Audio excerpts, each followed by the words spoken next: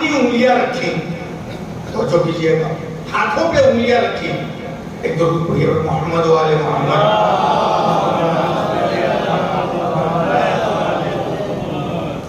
جیسے ہی وہ آدمی گرا، میں نے کہا دیکھیں کہ اسے کیا ہوا ہے، تو پتہ چلا کوئی آگے بڑھا، اس کے کلائیوں پہ ہاتھ رکھا، کلائیوں پہ ہاتھ رکھنے کے بعد اب وہ کہتا ہے نہیں رہے۔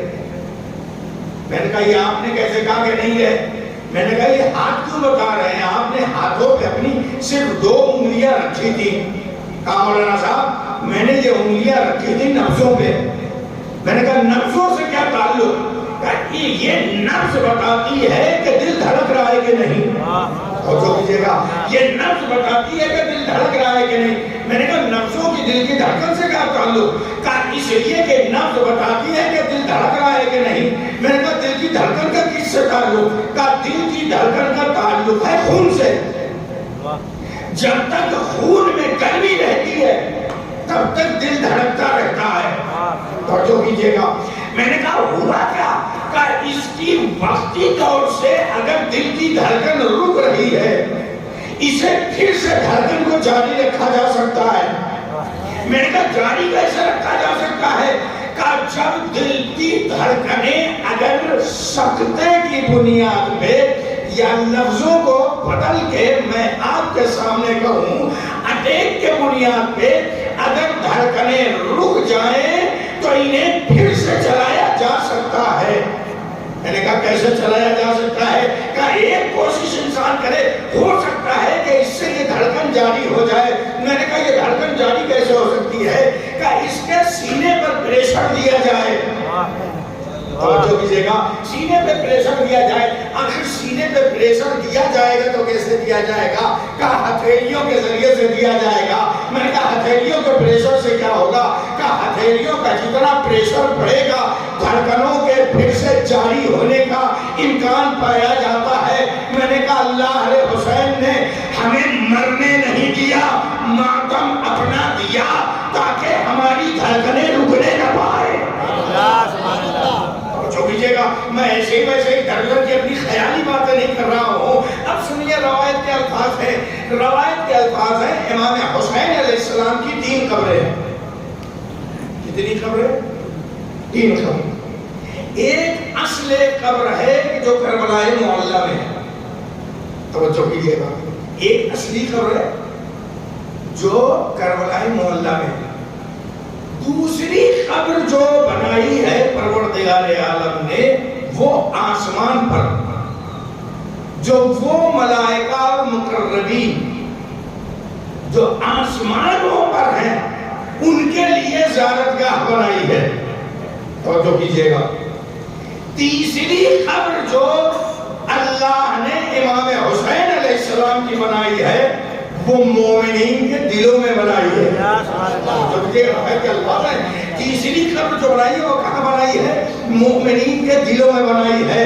یاد رکھیے گا، کل میں نے جملہ کہا تھا کہ یاد رکھیے گا یہ چھوٹے چھوٹے شہر، بڑے بڑے شہر، چاہے چھوٹے ہوں چاہے بڑے ہوں، چاہے چھوٹے کو بھی بڑا بنا لیا جائے لیکن وہ اپنی حد میں رہتے ہیں۔ تو جو کیجئے گا، حد میں رہتے ہیں۔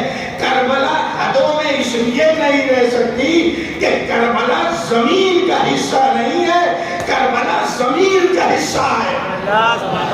جو کیجئے گا، کربلا زمین کا حصہ نہیں ہے، کربلا زمین کا حصہ ہے۔ اور زمین کسے کہتے ہیں؟ زمین ہوتا ہے کہ جو دلوں میں پایا جاتا ہے، نفسوں میں پایا جاتا ہے، جانوں میں پایا جاتا ہے۔ اب سمجھ میں آئے گی کربلا 40 کا مہینہ ہے۔ یاد رکھنا کہ جہاں کی آبادی 10 سے 20 لاکھ کے بیچ میں ہے وہاں کروڑوں کا مجمع کیسے آ جاتا ہے؟ اس لیے کہ زمین چھوٹی پڑتی ہے، زمین کبھی چھوٹا نہیں پڑتا۔ یہ درود پڑھیے پر محمد و آل محمد۔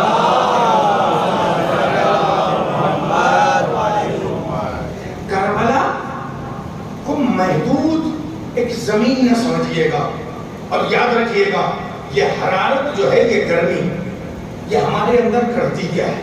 توجہ، اگر شہادت حسینی کی وجہ سے مومنین کے دلوں میں گرمی پائی جاتی ہے تو وہ گرمی ایک انقلاب پیدا کرتی ہے. توجہ کیجیے گا. میں اپنے موضوع تک آ گیا. میں نے کہا جہاں باتیں چھوڑی تھی اب اس کے آگے بیان کر رہا ہوں. کربلا ایک انقلاب ہے.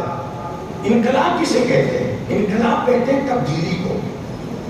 توجہ, چینجنگ. کربلا ایک انقلاب ہے. کربلا نے کیا بدلا؟ توجہ کیجیے گا. میں ایک لفظ میں اگر کربلا کو ایک جملے میں بیان کرنا چاہوں تو میں یہ جملہ کہوں گا. ارباب فہم یہاں پہ موجود ہیں, یاد رکھیے گا. کربلا اس انقلاب کو کہتے ہیں. دنیا یہ سمجھتی تھی کہ دنیا میں انقلاب لانے کے لیے تلواروں سے فتح حاصل کی جا سکتی ہے, تلواروں سے جیتا جا سکتا ہے. لیکن یاد رکھیے گا کربلا اس انقلاب کا نام ہے جہاں تلواریں ہار گئی اور کردار جیت گئے. جو کیجیے گا, جہاں تلواریں ہار گئی اور کردار جیت گیا. کربلا کا انقلاب جو ہے کوئی معمولی انقلاب نہیں ہے. ذرا غور کیجیے گا, میں آپ کو ایک منزل تک لے کر کے جانا چاہتا ہوں. کربلا کیسے انقلاب ہوا؟ آپ دنیا کے انقلابات اور چینجنگ پہ پہلے نظر ڈالیے. میں انشاءاللہ کربلا کے انقلاب کے اثرات کیا ہیں, کیسے انقلاب آیا, کہ کن کا اس انقلاب میں کس کی حصے داری رہی ہے اور کیسی حصے داری رہی ہے. اور جو کیجیے گا اس انقلاب کے لیے امام حسین علیہ السلام کے انتخاب کو بھی ذرا دیکھیے گا. میں ان چیزوں کو بیان کروں گا آہستہ آہستہ انشاءاللہ. ابھی اس کے بعد بھی 3 مجلس ہے, اس میں بیان کرنے کی کوشش کروں گا. آپ دنیا کے انقلابات میں بہت سی چینجنگز ہوئی ہے دنیا میں. آپ کے سامنے ہسٹری ہے دنیا کی. آپ اگر دیکھیں گے دنیا کے انقلاب میں اور کربلا کے انقلاب میں کیا فرق ہے. میں نے کہا نا کربلا ایک ایسا انقلاب ہے کہ جملہ نہ بھولیے گا, بہت کام دے گا ابھی تھوڑی دیر میں. تلوار پہ کردار کی جیت ہوئی ہے. توجہ کیجیے گا, اب ذرا غور کیجیے گا. امام حسین علیہ السلام کے انقلاب میں اور دنیا کے انقلاب میں کیا فرق ہے. میں 2-3 انقلابات جو دنیا میں اسے کہا جاتا ہے چینجنگ, جو لائی گئی اور حکومتوں کا قیام کیا گیا. لیکن یاد رکھیے گا دنیا کے انقلاب میں اور حسین کے انقلاب میں بڑا فرق ہے. دنیا میں جتنے انقلاب آئے اس نے زمین پہ حکومت کو قائم کیا, اور حسین کا جو انقلاب آیا اس نے دلوں پہ حکومت کو قائم کیا. توجہ کیجیے گا, یہ بہت بڑا فرق ہے دنیا کے انقلاب میں اور امام حسین علیہ السلام کے انقلاب میں. اب ان انقلابات کے ذرا فرقوں کو محسوس کرتے ہوئے پہنچیے گا. میں 2-3 انقلابات کو دکھاتا ہوں آپ کے سامنے, مثال کے طور پہ پیش کرتا ہوں. آپ ذرا دیکھیے, ایک زمانہ تھا کہ مغل آئے اور ہمارے دیش کو تہس نہس کر دیا. انہیں جو حکومت کر رہی تھی وہ کر کے چلے گئے اور اس کا تاوان آج تک ہم بھر رہے ہیں. ہے کہ نہیں؟ میں اس سے زیادہ کمنٹس نہیں کر سکتا, پولیٹیکل آدمی نہیں ہوں میں کہ میں اس سے زیادہ بیان کروں. یہ ساری باتیں آپ سمجھ جائیں گے. مغل آئے, انہوں نے حکومتوں کو قیام کیسے کیا؟ لشکر لے کر کے آئے, تلواریں لے کر کے آئے, جنگجو لے کر کے آئے, بہادر لے کر کے آئے, ہے نا, جنگیں لڑی اور اپنی حکومتوں کو قیام کیا. جرمنی میں ہٹلر تھا ایک معمولی آدمی اور جنرل تک بن گیا اور اس نے فوج کا قیام کیا. فوج بنائی اور اس نے جو ہے لوگوں کو مارا اور قتل کیا. اور آگے میں لے کر کے جاؤں, ابھی 15 سال 20 سال پیچھے میں لے کر کے چلوں. اس کے پہلے تک جو حکومت تھی, توجہ کیجیے گا,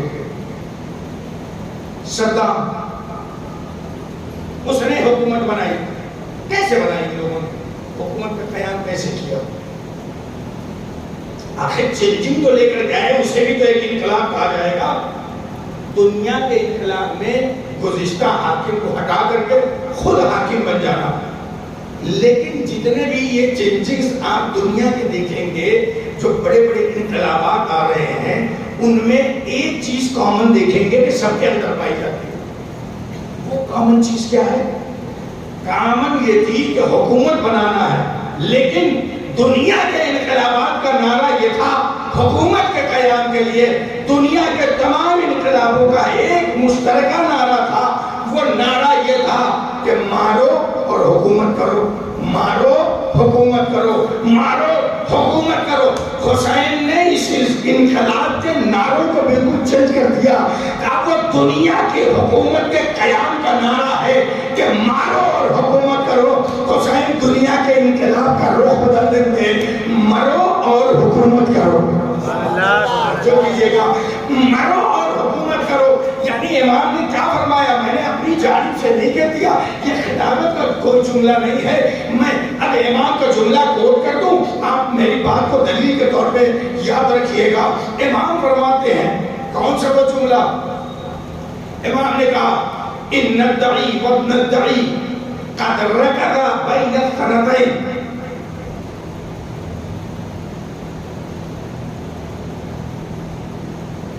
نجس ابن نجس کی اولاد ہے، مجھے دو راہے پر لا کر کے کھڑا کر دیا، دو راستوں میں لا کر کے کھڑا کر دیا۔ وہ دو راستے کون؟ بین السلت والذلہ، ایک طرف تلوار ہے، ایک طرف ذلت و رسوائی ہے۔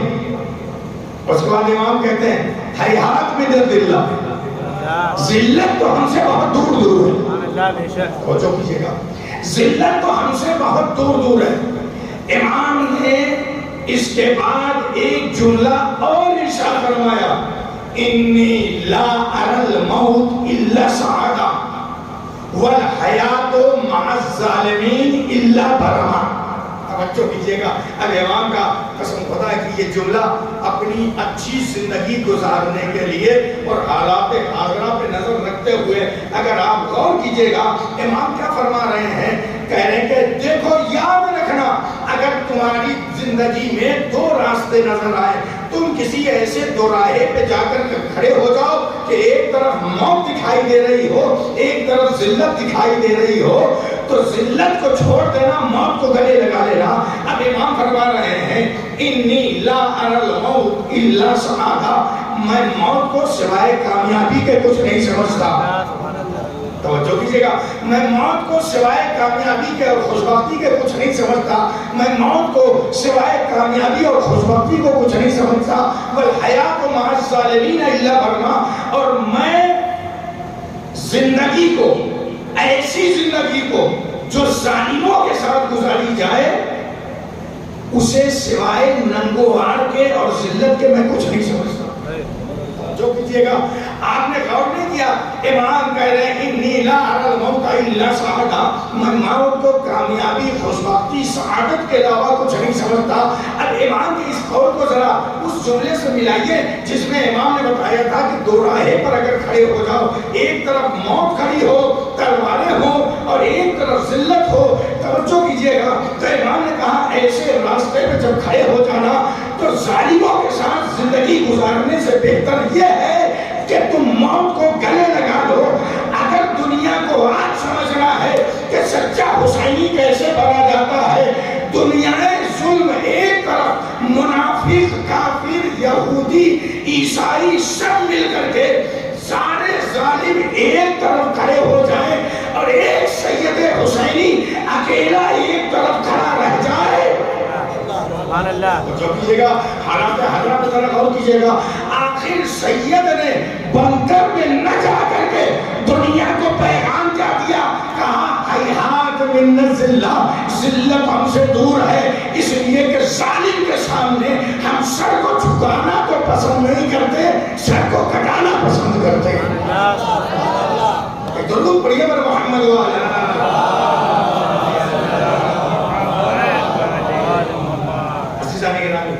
اب ذرا غور کیجئے گا، دنیا کے انقلابات میں اور انقلابی کربلا میں فرق نہیں ہے۔ دنیا کا انقلاب سر کاٹا جاتا ہے، کربلا کا انقلاب جہاں سر کٹایا جاتا ہے۔ توجہ کیجئے گا، آخر اس انقلاب کربلا کا آغاز کہاں سے ہوا؟ میں اس منزل پہ آج لے جاتا ہوں، شاید اسی پہ گفتگو آج کی ختم ہو جائے۔ ایک درود پڑھیے پر محمد و آل محمد۔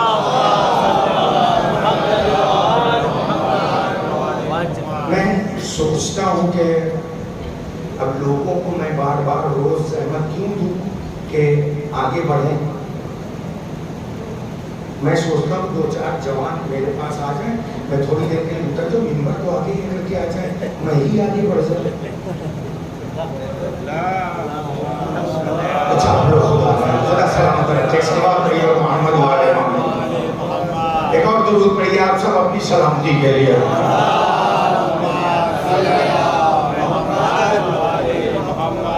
عزیزان گرامی، اب ذرا غور کیجیے گا، میں جس منزل آخر یہ انقلاب شروع کہاں سے ہوا؟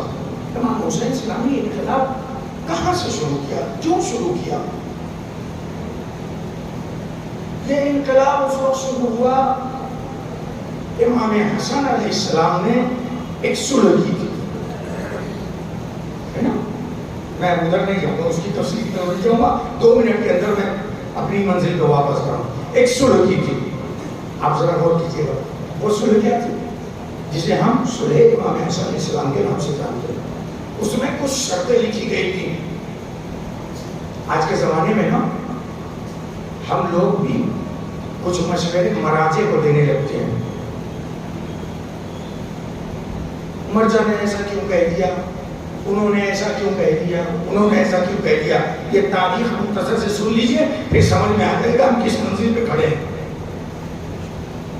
جو کیجیے گا، سب سے پہلی بات یہ ہے، ایک زندگی کا اصول میں دے رہا ہوں آپ کو، جب تک کوئی مشورہ نہ مانگے مشورہ مت دو، ورنہ ذلت و رسوائی اٹھائیں گے. جو کیجیے گا، جب مشورہ مانگا جائے کہیں تو وہی دو. اور ایک وہ عالم مرجع دینی، اس کے بارے میں ہم لوگ سیدھے سیدھے کہتے ہیں انہوں نے فتویٰ کیسے دے دیا، انہوں نے یہ بات کیسے کہہ دی، میری سمجھ میں نہیں آ رہی ہے. اگر آپ کی سمجھ میں نہیں آ رہی ہے تو غلط کیسے ہو گیا؟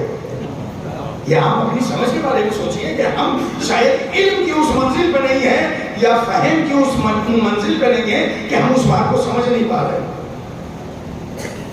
جو کیجیے، جب امام حسن علیہ السلام نے صلح کر لی، اس میں سے کچھ شرطیں یہ تھی کہ ایک تو جب تک تو ہے تیرے ہاتھ میں حکومت ہے، لیکن اگر تو مر گیا تو حکومت مجھے ملے گی، لیکن اگر میرے ساتھ کوئی حادثہ پیش آ جاتا ہے تو تیرے بعد یہ حکومت میرے بھائی کو ملے گی، یعنی امام حسین علیہ السلام کو ملے گی. تو اپنا نائب اور جانشین کسی کو نہیں بنائے گا. یہ شرط تھی. امام حسن علیہ السلام نے اس پر دستخط کر دیے. ہو سکتا ہے کچھ دیر کے لیے آپ کو بھی یہ سمجھ میں نہ آئے، توجہ کیجیے گا نا، کہ امام حسن علیہ السلام نے یہ بات اس کی مان کیوں لی. ذہن میں سوال آئے گا کہ نہیں آئے گا میرے نوجوانوں کے، اگر کوئی غیر کر لے تو امام حسن نے تو مان لیا تھا، اسے حکومت اس کو سپرد کر دی تھی. حقیقت یہ تھی امام نے وقتی طور سے اسے حکومت دے کر کے دنیا کے سامنے پیغام دے دیا تھا کہ یاد رکھو یہ ایسے منافق سے میں معاہدہ کر رہا ہوں، صلح کر رہا ہوں، میں خوب جانتا ہوں کل اس کا اصلی چہرہ تمہارے سامنے آ جائے گا، اس لیے کہ یہ صلح کی شرطوں کو مانے گا نہیں. اصل چہرہ دکھانا تھا کہ دیکھ لو یہ حکومت کے کتنے لالچی ہیں. جو کیجیے گا، وہ اصل چہرہ دکھانا تھا.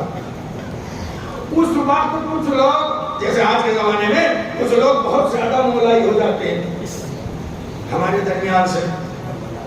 ہم کو تو اتنا نقصان غیروں سے نہیں پہنچا ہے جتنا اپنوں سے پہنچا ہے. توجہ کیجیے گا، ہم لوگ اپنوں کے ستائے ہوئے زیادہ. توجہ کیجیے گا. اب بہرحال ظاہری طور سے تو اپنے ہیں ہی ہیں، کسی کے باطن کے بارے میں جاننا اللہ، نبی اور امام کا کام ہے، یہ ہمارا کام نہیں ہے. توجہ کیجیے گا. تب کچھ مولائی لوگ امام حسن علیہ السلام کے اس صلح نامے سے راضی نہیں ہوئے. روایت ہے باقاعدہ مستند، میں بہت مطمئن ہو کر کے پڑھ رہا ہوں، اس لیے کہ اگر جہاں میں غلط ہوں گا، میرے برادر بزرگوار مولانا اظہر صاحب قبلہ یہاں پہ موجود ہے، وہ خود میری اصلاح کر دیں گے، میں جانتا ہوں. لیکن بہت اطمینان کے ساتھ میں پڑھ رہا ہوں اور بہت مطمئن ہو کر کے اس روایت کو میں پڑھ رہا ہوں. کچھ مولائی ٹائپ کے لوگ اس زمانے کے امام حسن سے ناراض ہو گئے ان کی صلح پہ. اب کہاں چلے آئے؟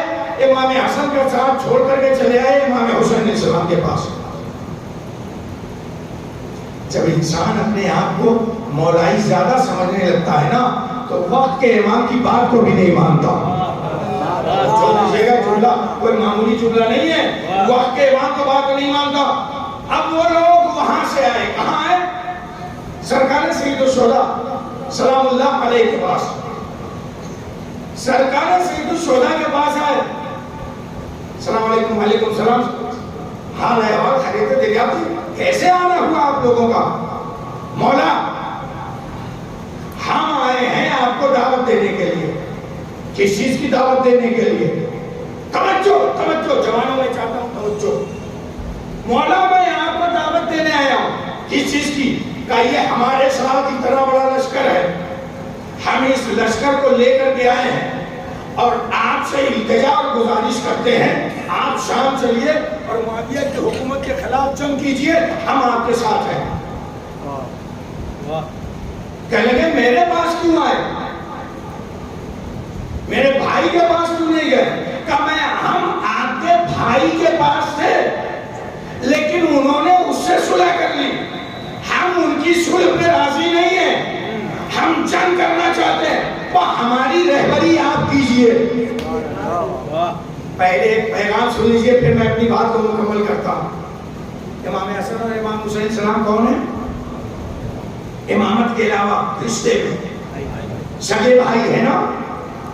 اگر ایک بھائی کے پاس رہنے والا, یاد رکھیے گا, ایک بھائی کے پاس اٹھنے بیٹھنے والا دوسرے بھائی کے پاس آ کر کے اس سے ہمدردی جتائے اور دوسرے بھائی کی برائی کرے تو سمجھ لینا یہ لڑانے والا ہے, ملانے والا نہیں ہے. یہ سازش سمجھئے گا, یہ بھائیوں کو لڑانے والا ہے. اگر آپ کے بھائی کی کوئی برائی آپ سے کر رہا ہے تو یہ مت سمجھئے گا کہ میرا خیر خواہ ہے, نہیں, یہ آپ کے پہلے آپ کے بھائی کا دشمن ہے پھر آپ کا بھی دشمن ہے, دونوں کو ایک ساتھ نہیں دیکھنا چاہتا. جب ان لوگوں نے جو اپنے آپ کو زیادہ مولائی سمجھ رہے تھے امام حسن کو چھوڑ کر کے امام حسین کے پاس آئے اور امام حسین سے کہتے ہیں مولا آپ چلیے ہم آپ کی رہبری میں جنگ کرنے کے لیے تیار ہیں, تو امام حسین علیہ السلام کہتے ہیں جاؤ واپس چلے جاؤ میرے پاس سے. کہتے ہیں مولا ہم آپ کو رہبر ماننے کے لیے تیار ہیں, ہم آپ کو امام ماننے کے لیے تیار ہیں. تو امام نے فرمایا ہر زمانے میں امامت ایک ہی شخص کے پاس ہوتی ہے, امامت ایک ہی شخص کے پاس ہوتی ہے. تم یہ بھول کر کے چلے آئے ہو کہ حسن کو تم نے امام مانا ہے, نہیں, یاد رکھو جس امام کو تم چھوڑ کر کے آئے ہو وہ حسین کا بھی امام ہے. ایک ضرور پڑھیے پر محمد و آل محمد.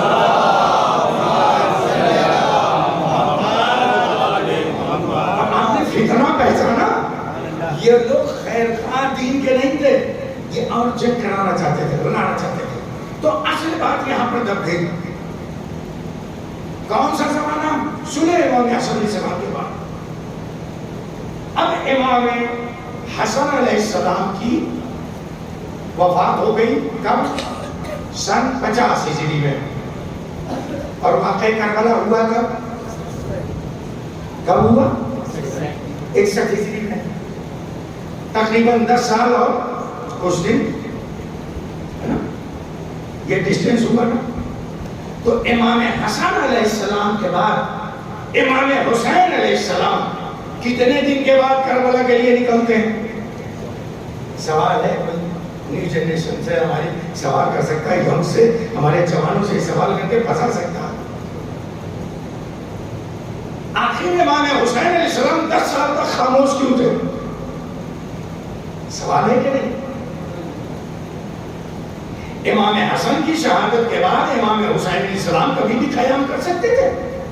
صلح تو امام حسن علیہ السلام نے کی تھی, لیکن یہ ایک طرفہ صلح نہیں تھی, دو طرفہ صلح تھی. توجہ کیجئے گا. اب تو امام حسن کی شہادت کے بعد امام کون ہے؟ ہمارے اور آپ کے عقیدے کے مطابق کون ہے امام؟ امام حسین علیہ السلام. تو اب تو امامت امام حسین علیہ السلام کے ہاتھ میں تھی. آپ اب تو فیصلے کے لیے آزاد تھے، توجہ کیجئے گا، اب تو فیصلے کے لیے آزاد تھے، لیکن 10 سال امام حسین علیہ السلام نے خاموشی کیوں اختیار کی؟ یہ انقلاب اسی وقت کیوں نہیں پیدا برپا کیا امام نے؟ قیام اسی وقت کیوں نہیں کیا؟ یہ 10 سال کی جو خاموشی تھی در حقیقت وہ امام حسن کی صلح کی مجبوری تھی۔ آپ ذرا غور کیجئے گا، امام حسن علیہ السلام نے جو صلح کی تھی اس کی شرطوں پر عمل کرنے کے لیے امام حسین علیہ السلام قائم تھے۔ شرط ٹوٹی کب؟ توجہ کیجئے گا، شرط ٹوٹی ہے سن 60 ہجری میں۔ سن 60 ہجری میں کب؟ میں جملے کہوں گا، سمجھنا آپ کا کام ہے۔ سن 60 ہجری میں شرط یہ ٹوٹی جب 22 رجب کی خوشخبری آئی۔ ٹکیا ہضم کر لیتے ہیں آپ، سلام پڑھی پر محمد والے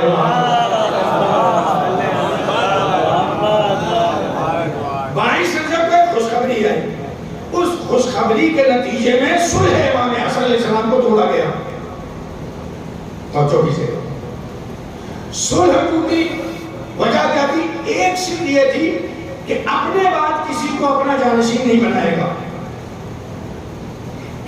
یہ حکومت یا حسن کے پاس آئے گی، حسن نہیں ہوں گے تو حسین کے پاس آئے گی۔ ہونا تو یہ چاہیے تھا 22 رجب کے بعد یہ حکومت امام حسین علیہ السلام کو ملنی چاہیے تھی، لیکن جاتے جاتے وہ کام کر گیا۔ کیا؟ پریوار واد، وہی آگے نا، پریوار واد، اقربا پروری، اور اس اقربا پروری بیٹے کی محبت میں اس نے بیٹے کو اپنی جگہ بنا دیا۔ یہی وہ موقع تھا امام حسین نے پہلے کیوں قدم نہیں اٹھایا تھا؟ اگر امام حسن علیہ السلام، امام حسین علیہ السلام 10 سال کے اندر میں اور حیات معاویہ میں اگر قیام کر لیتے تو لوگوں کے درمیان یہ بات اڑا دی جاتی، حسین اسے کہتے ہیں جو اپنے بھائی کی بھی بات کو نہیں مانتا۔ جو کیجئے گا، اپنے بھائی کی بھی بات کو نہیں مانتا، لہذا امام حسین علیہ السلام 10 سال کا خاموش رہے۔ جیسا 22 کی خبر آئی اور مدینہ یہ خبر بھیجی گئی، توجہ، مدینہ کیا خبر بھیجی گئی؟ ایک خط آیا۔ خط کیا آیا؟ خط یہ آیا کہ 22 رجب کو ایسا ایسا ہو گیا، اب ان کی جگہ نیا کام ہو گیا اور نیا آدمی آ گیا ہے تخت حکومت پر۔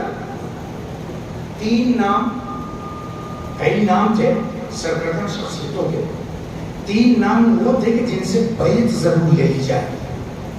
دیکھیے گا یہ انقلاب کب شروع ہوا ہے، میں اسے پیش کر رہا ہوں اور انشاءاللہ کل سے اس انقلاب کے اثرات اور اس میں جو کردار رہا ہے لوگوں کا وہ بیان کروں گا۔ یہ انقلاب شروع کیسے ہوا؟ 3 نام اہم تھے۔ ایک نام تھا عبداللہ ابن زبیر سے ضرور بیعت لے لینا، عبداللہ ابن عمر سے ضرور بیعت لے لینا، ابا عبداللہ حسین سے بیعت لے لینا۔ یہ اہم 3 نام تھے، اور بھی کچھ نام تاریخ میں ذکر ہوئے لیکن یہ 3 نام اہم تھے۔ لیکن سارا کا سارا زور جو تھا وہ اس پہ تھا کہ اگر عبداللہ ابن زبیر کٹ کے نکلنا چاہتا، اسے چھوڑ دینا تو ذرا سرکش آدمی ہو، باغیہ۔ سنیے گا ہسٹری تاریخ میں ہوا کیا ہے۔ عبداللہ ابن عمر اگر وہ بیعت نہیں کرتا تو وہ اپنے ہی آدمی ہے، کبھی نہ کبھی گھوم پھر کر کے واپس آئے گئے، لیکن حسین سے ضرور بیعت لے لینا۔ توجہ، پورے خط کے مضمون میں سب سے زیادہ جو زور تھا وہ حسین کی بیعت میں تھا۔ حسین سے ضرور بیعت لے لینا، حسین سے ضرور بیعت لے لینا، حسین سے ضرور بیعت لے لینا۔ اب میرا ایک سوال ہے، اس کا جواب ذرا سنیے گا اور دعائیں چاہتا ہوں۔ یہ سارا زور حسین کی بیعت پہ کیوں تھا؟ شاید باطل اپنے باطل ہونے پہ بھی کے باوجود بھی اتنا یقین رکھتا تھا کہ اگر پوری امت کی بیعت نہ ملے لیکن اگر ایک اکیلے حسین کی بیعت مل جاتی ہے تو یہ اکیلی بیعت پوری امت کی بیعت مانی جائے گی. ایک درود پڑھیے محمد و آل محمد.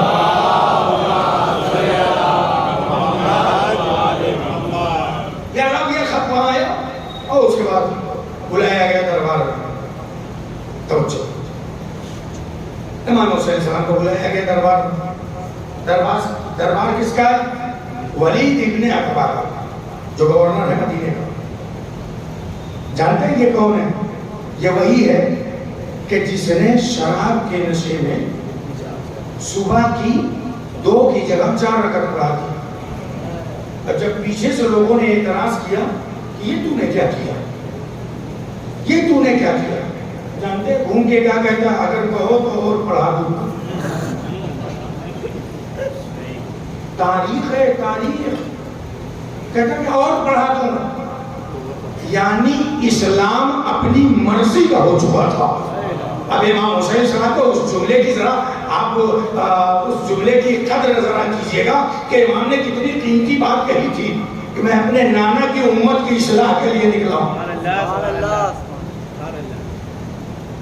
کیوں امام حسین کہہ رہے کہ میں اصلاح کروں گا؟ توجہ, آپ اس واقعے کو ذرا دیکھیں. میں تفصیل سے بھی بیان کر سکتا ہوں لیکن اختصار میں بیان کر رہا ہوں. آپ ذرا دیکھیے گا کہ جب اس نے 2 کی جگہ 4 پڑھائی نا, ایک ہی 2 لوگ بولے. اچھا نماز جماعت پڑھتے ہیں نا آپ لوگ ماشاءاللہ سے, ایک صلوات پڑھی پر محمد و آل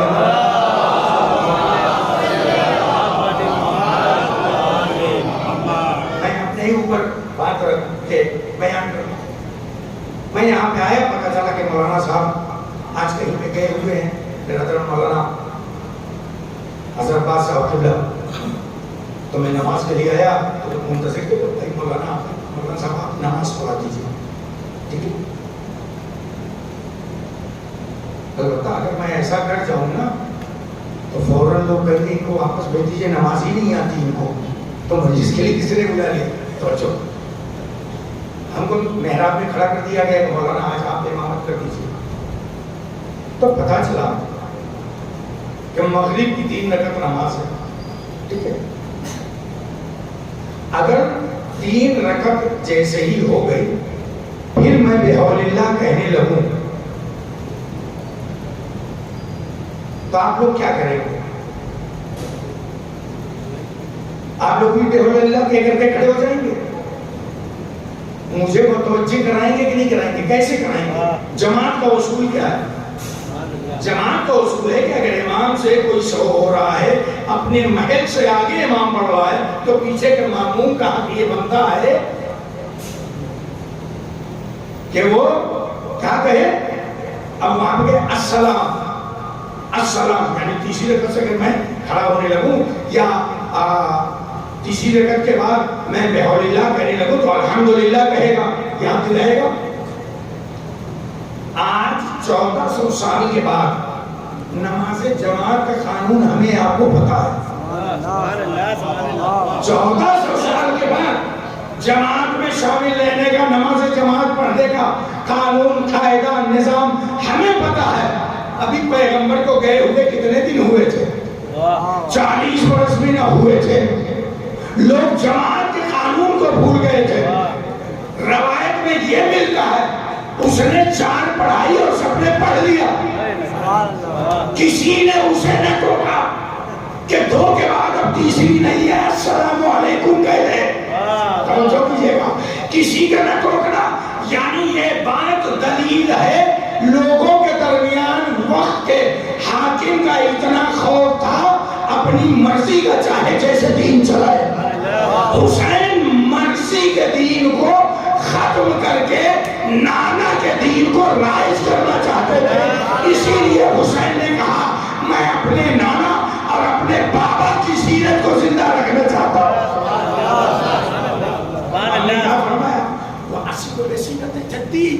ابھی میں اپنے نانا اور بابا کی سیرت کو زندہ کرنا چاہتا ہوں. ارے نہیں غور کیا, امام نے نانا کہا, نانا کے بعد بابا کہا. آج کے مولائیوں کا مجمع سمجھ جاتا, کہا نانا کی سیرت اور بابا کی سیرت اب بیچ میں جو آ جائے اسے سیرت نہیں کہا جائے گا. ایک درود پڑھیے بر محمد و آل محمد.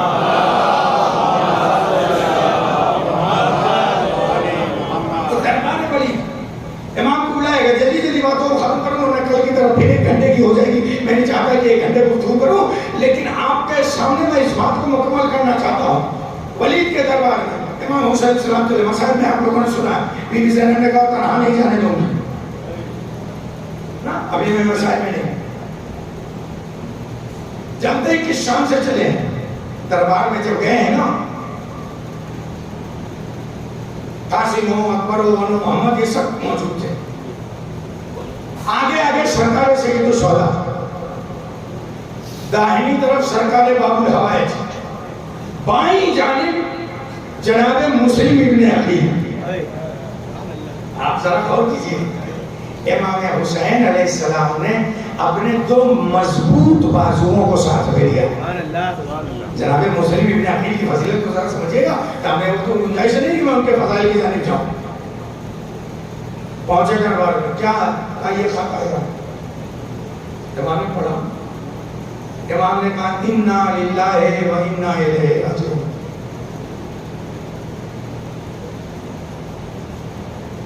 ہم آپ کو نہیں کہتے ہیں آج کے زمانے میں, ہمارا اپنا ہی کوئی اگر اس کی خبر آ جائے, اس کی رحلت کی خبر آ جائے, جبھی انا للہ پڑھتے ہیں. امام اس کے مرنے پہ بھی کہہ رہے ہیں انا للہ و انا الیہ راجعون. کیوں؟ امام یاد دلانا چاہتے ہیں اس آیت کے ذریعے سے, یاد رکھو کوئی بھی اس دنیا میں رہنے کے لیے نہیں آیا, جو وہاں سے آیا ہے اسے جانا بھی ہے پلٹ کر کے. اور جس دن انسان یہ یاد رکھے گا کبھی اس سے کوئی غلطی نہیں ہوگی. امام نے کہا یہ تو میرا اکیلا مسئلہ نہیں ہے, یہ تو پوری امت کا معاملہ ہے کہ جانشین کرو.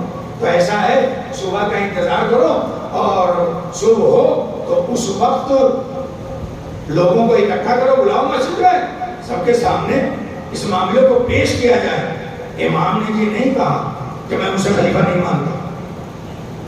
امام نے کیا بات رکھی ہے, توجہ دیجیے گا, جملے دیکھیے گا. اسے کہتے ہیں دینی سیاست. امام نے کہا لوگوں کو اکٹھا کرو, سب کے سامنے اس بات کو رکھو, اس وقت فیصلہ کیا جائے گا جب اس کو اور مجھے دونوں کو سامنے رکھا جائے گا, پھر اس وقت فیصلہ کیا جائے گا کہ خلافت کا حقدار کون ہے. توجہ کیجیے گا, حق خلافت کی سیاست. تھوڑی دیر کے لیے یہ 4 رکعت پڑھانے والا مان گیا, چلو ٹھیک ہے, اچھی بات آپ کر رہے ہیں کہ سب کے سامنے رکھا جائے. بغل میں بیٹھا ہوا تھا ایک ملعون, ان کا داماد تھا. پہلے وہ گورنر تھا اپنے سسر کے زمانے میں, اور پھر اسے ہٹا کر کے اسے وہاں کا گورنر بنا دیا گیا. ابھی اس کی حکومت تو ہٹ گئی تھی, اب پھر سکتا میں آنے کے لیے کچھ تو چلنا تھا کہ یہاں کچھ انقلاب آئے, کسی بہانے یہ ہٹایا گیا, پھر میں آ جاؤں. جانتے ایک چیز اور ایک پیغام یہاں یاد رکھیے گا, ہمیشہ بغل میں بیٹھے ہوئے آدمی سے ذرا ہوشیار رہیے گا. صلوات پڑھیے اور محمد والا.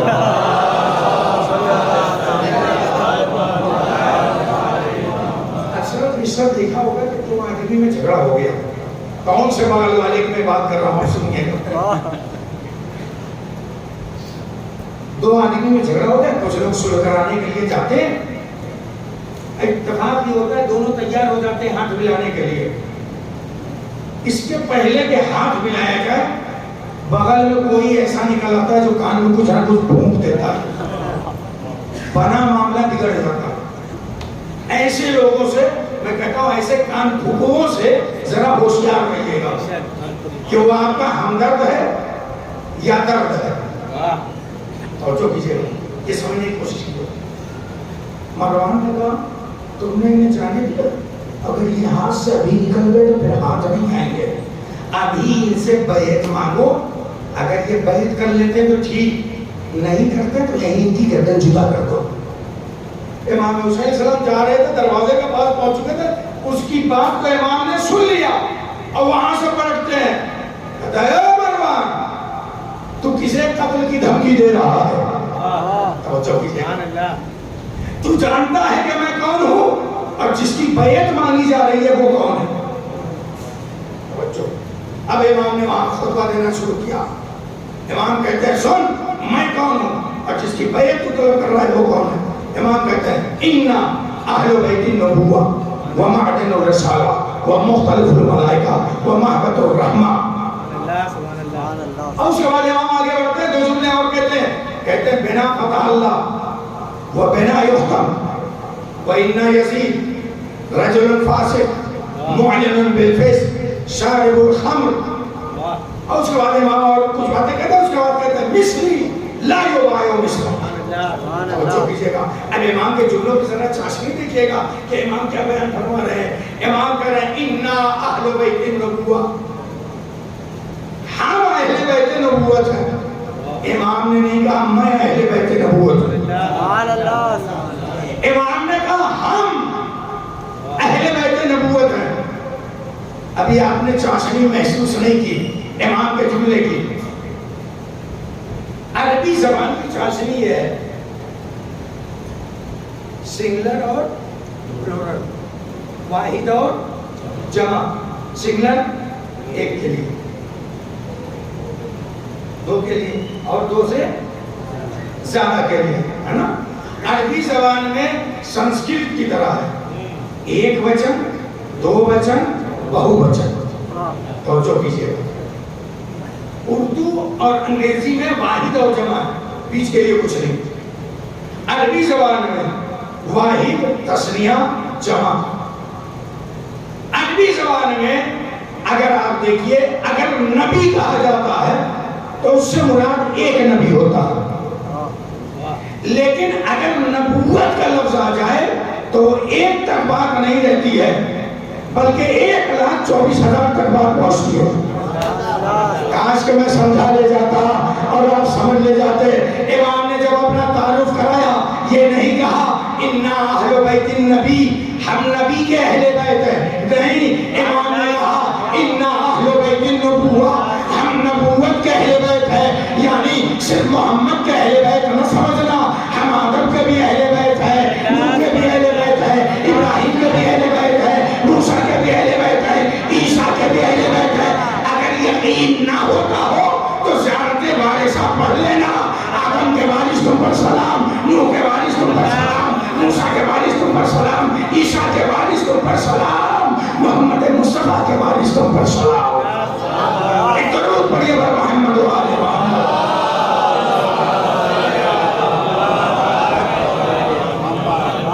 یعنی حسین اگر انقلاب لے کر کے کربلا میں آ رہے ہیں تو یہ ایک انقلاب نہیں ہے، ساری نبیوں کی محنتوں کو بچانے کے لیے حسین انقلاب۔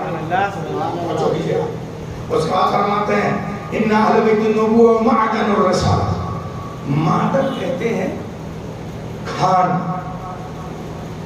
اس کو اور شدھی کرن کر دو، جہاں سے کھنج پدارتھ نکلتے ہو اسے کہتے ہیں کھان۔ خان نہیں، خانگے، کھان۔ سلوات پڑھی بر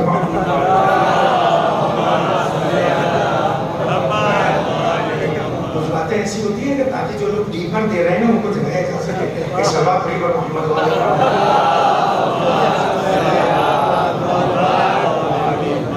تو میں ختم کے قریب ہوں۔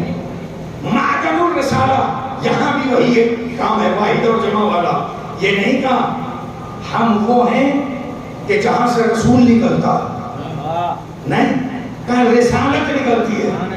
رسول ایک کے لیے، رسالتیں 313 ہیں۔ بہت بڑا جملہ امام حسین علیہ السلام کا ہے، اس کی دلیل بھی کچھ ہے، یعنی اس کا مطلب ہم وہ ہیں کہ جہاں سے رسالتیں نکلتی ہیں، رسالتوں کے مقصد ہم ہیں۔ ہم نہ ہوتے تو رسالتیں نہ ہوتی۔ امام حسین کا دعویٰ بہت بڑا ہے، دلیل چاہیے۔ شاید امام حسین کہیں تمہیں دلیل سننی ہے تو حدیث قدسی پڑھو۔ اللہ کہتا ہے جب میں نے چاہا کہ میں پہچانا جاؤں تو میں نے ایک نور کو پیدا کیا، اس نور کے 2 ٹکڑے کیے، لیے اس نور کے دو ٹکڑے کیے، ایک کا نام محمد رکھا، دوسرے کا نام علی رکھا، اور اس کے بعد اللہ دوسری حدیث قدسی میں ارشاد فرماتا ہے اے محمد تمہیں پیدا نہ کرتا، اگر علی کو پیدا نہ کرنا ہوتا اور علی کو نہ پیدا کرتا، اگر تمہیں پیدا نہ کرنا ہوتا، تم دونوں کو پیدا نہ کرتا، اگر فاطمہ کو پیدا نہ کرنا ہوتا۔ توجہ کیجئے گا، یعنی محمد بھی جو رسولوں کے سردار، نبیوں کے سردار ہیں، وہ ہیں فاطمہ کی وجہ سے، تو یعنی فاطمہ ہے معدن رسالت۔ ایک درود پڑھیے محمد وآل محمد۔ جلدی جلدی میں آگے بڑھا بھی بہت بتاتے ہیں، وہ مہدۃ الرحمٰ، ہمیں وہ ہیں کہ جن کی وجہ سے رحمتیں نازل ہوتی ہیں۔ توجہ کیجئے گا، وضاحت میں نہیں جاؤں گا، اگلے جملے کی طرف میں پڑھ رہا ہوں، انشاءاللہ محسوس ہوں گے۔ اس کے بعد امام فرماتے ہیں وہ مختلف الملائکہ، یہ سارے فضائل کہاں بیان کر رہے ہیں؟ دو کی جگہ چار پڑھانے والے کے سامنے۔ توجہ کیجئے گا، کہتے ہیں وہ مختلف الملائکہ، یہ اردو کا مختلف نہیں ہے، مختلف کسے کہتے ہیں؟ مثال دے دوں اور تاکہ بچے بھی آسانی سے سمجھ جائیں۔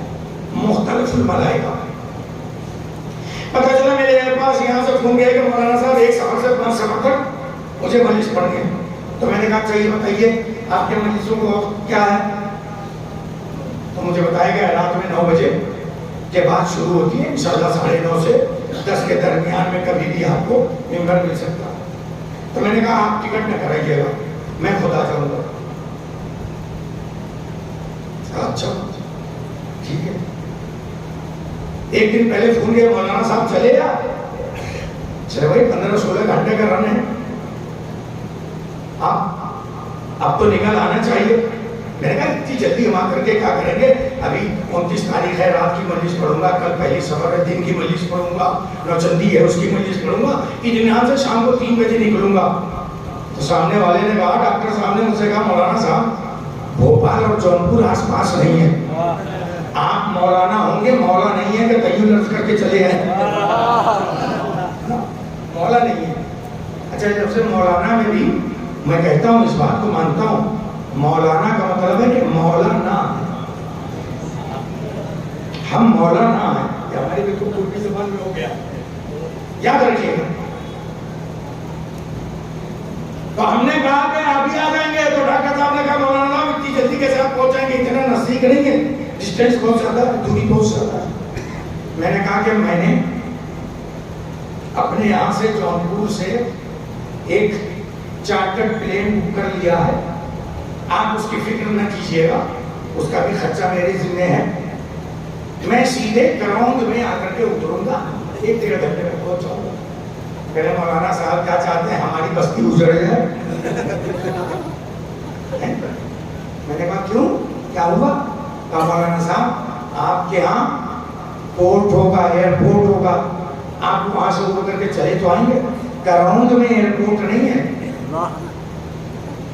میں نے کہا کہ کیا مطلب؟ کہ مولانا صاحب جب آپ چارٹر پلین سے آئیں گے، ہیلی کاپٹر سے بھی نہیں، چارٹر پلین ہر جگہ نہیں اترتا، اس کے لیے پورٹ آف لینڈنگ چاہیے، اترنے کی جگہ چاہیے۔ یعنی اس کا مطلب یہ ہوا ہوائی جہاز ہر جگہ نہیں اترتا۔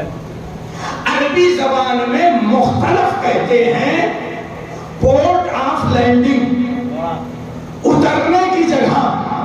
امام نے اپنے تعارف میں کہا، تعارف میں فرمایا، کہتے ہیں مختلف الملائکہ، ہم ہیں ملائکہ کے لیے پورٹ آف لینڈنگ، ہم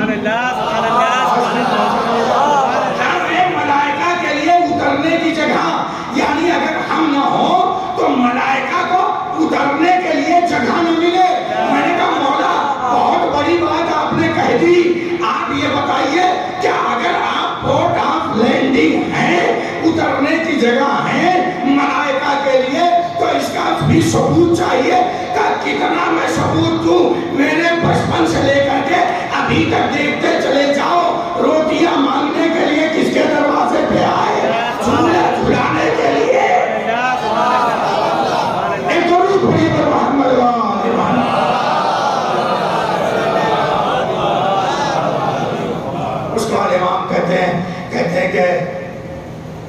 بنا فتح اللہ، ہر کام کا آغاز ہم سے، وہ بنا یختم، اور ہر چیز کی انتہا بھی ہمیں پر۔ اس کے بعد اپنے تعارف کے بعد کہتے ہیں کہ تمنا یزید، اور جس کی بیعت مانگ رہا ہے تو سنو وہ کون ہے؟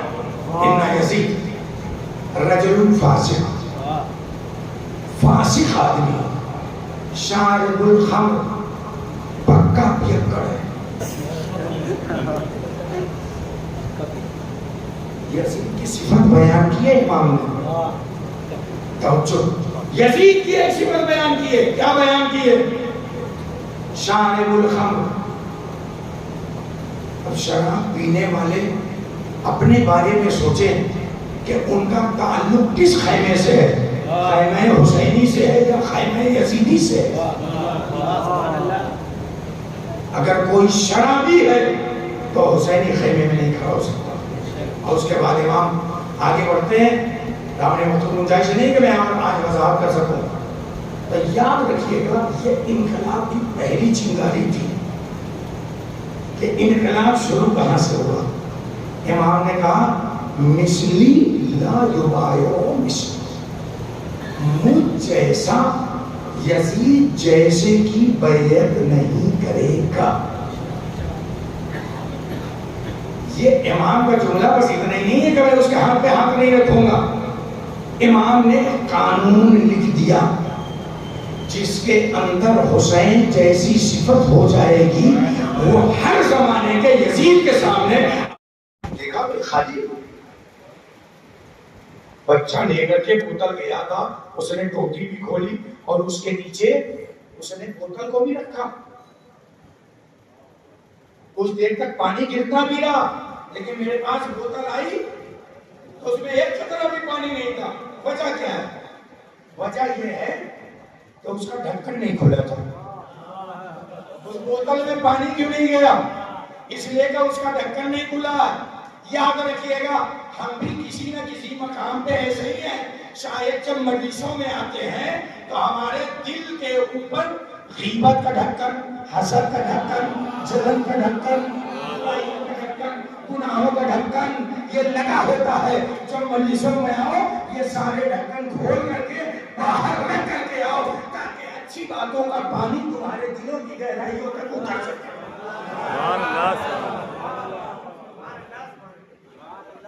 یاد رکھیے گا کہ گناہوں کی وجہ سے یہ ڈھکن لگتے چلے جاتے ہیں، دل ہمارا محدود ہوتا چلا جاتا ہے اور ہم اس منزل پہ پہنچ جاتے ہیں کہ حق ہمیں سمجھ میں نہیں آتا۔ امام حسین السلام بار بار جب میدان کربلا میں جاتے تھے تو یہی کہتے تھے، واضح و نصیحت کرتے تھے، اب بھی میرے قتل سے باز آ جاؤ کہ حسین تمہیں معاف کر دے گا، حسین تمہیں معاف کر دے گا، لیکن قتل سے باز نہ آئے۔ کیسے قتل کیا گیا؟ سید سجاد نے بتایا کہ میرے باپ کو کیسا قتل کیا۔ امام نے جو خطبہ دیا ہے دربار یزید میں، اسی دربار یزید کے خطبے کا ایک جملہ ہے، کہتے ہیں امام کہتے ہیں انا ابن من قتل عطشانا، میں اس کا بیٹا ہوں جسے رولا رولا، جسے پیاسا ذبح کر دیا گیا، جسے پیاسا۔ اللہ حسین کی پیاس کا کیا حال ہے؟ اپنی قدر و قیمت کو سمجھو، آنسو ضرور بہیں گے اور چیخ کے ساتھ رہیں گے۔ امام نے کیا فرمایا چوتھے امام سے جب وصیت کی، اے بیٹا سید سجاد، جب قید ستم سے چھوٹ کر کے جانا تو میرے شیعوں کو میرا سلام دینا اور ان سے کہنا جب کبھی بھی آب گوارا اور ٹھنڈا پانی جب میسر ہو جائے تو حسین کی پیاس کو یاد کر لینا، اور ان سے کہنا کہ اس وقت کو یاد کرے جب حسین اپنے ننھے سے بچوں کے لیے ظالموں سے چند قطرے پانی مانگ رہا تھا تو پانی کی جگہ پہ اس بچے کو تیرے سے شعبہ کا نشانہ بنایا گیا۔ اللہ اکبر، آپ نے تیرے سے شعبہ سن لیا، لیکن اگر مظلومیت کو سمجھنا چاہتے ہیں تو میری طرف دیکھیے گا، اللہ نے آپ کو اگر بچے دیے ہیں خدا ان بچوں کو سلامت رکھے، لیکن غور سے کبھی دیکھیے گا اگر 6 مہینے کا بچہ ہو، 5 مہینے کا بچہ ہو، 7 مہینے کا بچہ ہو، ان بچوں کو کبھی غور سے دیکھیے گا، پھر حسین کی مظلومیت اور اصغر کی شہادت کو سمجھنے کی کوشش کیجیے گا۔ اگر 6 مہینے کا بچہ ہوتا ہے نا، اتنا سا گلا ہوتا ہے، اللہ ننھا سا گلا ہوتا ہے، 6 مہینے کے بچے کا ننھا سا گلا ہوتا ہے۔ روایت کیا کہتی ہے کہ حرملہ نے جو تیر چلایا تھا وہ کتنا بڑا تھا؟ 600 کا 3 پھل کا تیر تھا۔ اب روایتیں جو بتاتی ہیں کہ حرملہ کا تیر کہاں لگا، وہ 3 روایتیں ہیں کہ جب حرملہ کا تیر جناب علی اصغر کو لگا ہے تو 3 روایتیں ہیں۔ وہ 3 روایتیں کیا کہتی ہیں؟ ایک روایت یہ کہتی ہے جب تیر اصغر کو لگا ہے نا، من الراس الی الراس، سر پہ ایک کنارے سے لگا دوسرے کنارے پہ نکل گیا، پار کر گیا، اللہ اکبر۔ دوسری روایت کہتی ہے من الاذن الی الاذن، تیر ایک کان سے نکلا دوسرے کان کے پار چلا گیا۔ تیسری روایت کہتی ہے من الحلق الی الحلق، ایک حلق کے کنارے سے لگا دوسرے کنارے پہ لگ گیا۔ میں نے جب اس روایت کو پڑھا تو میرا دل کہتا ہے کہ تینوں روایتیں صحیح ہیں، اس لیے کہ 3 پھل کا تیر تھا، ارے ایک پھل سر میں لگا، دوسرا کانوں میں لگا، تیسرا گلے میں لگا۔ ارے حسین اسی مظلومیت کو یاد کرتے کہہ رہے ہیں ہائے میرا ننھا سا بچہ ارے باپ کے ہاتھوں پہ منقلب ہو گیا، اللہ اکبر۔ اسی کو حسین نے کہا ہے انا قتیل الابرار، میں کشتے گریا ہوں، مجھے رولا رولا کر کے مارا گیا ہے، مجھے رولا رولا کر کے شہید کیا گیا ہے۔ اے میرا چیزیں میں نے ختم کیا مجلس کو، امام کہتے مجھے رولا رولا کر کے مارا گیا۔ ہاں کون سا؟ اب امام سجاد اسی خطبے میں کہتے ہیں ہاں میرا باپ میں اس کا بیٹا ہوں کہ جسے پیاسا مارا گیا، میں اس کا بیٹا ہوں جس کا لاشا دشت کربلا میں عریان پڑا رہا۔ ہاں جب حسین کی شہادت ہو گئی ظالموں نے اپنے کشتہ نجس کو دفن کر دیا۔ ارے امام کا ایک چاہنے والا ہے جسے زہیر ابن خیر کہتے ہیں، جب ان کی زوجہ کو پتا چلا کہ زہیر مار دیے گئے، اپنے غلام کو بلایا، اے میرے غلام لے یہ کفن اور جا کر کے اپنے آقا کو یہ کفن دے دینا، اس لیے کہ حسین تو فرزند رسول ہے، انہیں تو لوگوں نے کفن دے دیا ہوگا لیکن تیرا آقا بے کفن پڑا ہوگا، اگر تو نے یہ کام انجام دیا تو میں تجھے آزاد کر دوں گی۔ اور زہیر کا غلام کفن لے کر کے کربلا کے مقتل میں آیا، پھر واپس چلا گیا، اور جیسے ہی زوجہ زہیر نے دیکھا ارے تو نے کتنی نافرمانی شروع کر دی، تیرا آقا مارا گیا، تو میری بات کو نہیں مانتا، ارے تو کفن واپس لے کر کے کیوں آ گیا؟ کہا ہے میری مالکہ آپ نے ایک کفن دے کر کے بھیجا تھا، لیکن جب میں کربلا کے مقتل میں پہنچا فرزند زہرا کو میں نے بے کفن دیکھا، میری غیرت نے گوارا نہ کیا اپنے آقا کو میں کفن پہنا دوں، اور زہیر کے آقا کا لاشا تپتے صحرا میں بے کفن پڑا رہ جائے۔ اللہ قوم الظالمین فیعلم الذین بارے ہماری اس مختصر سی عبادت کو قبول فرما۔